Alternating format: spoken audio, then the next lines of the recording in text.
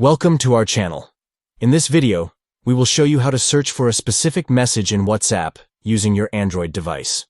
To begin, open WhatsApp on your smartphone. Next, locate the magnifying glass icon at the top of the screen.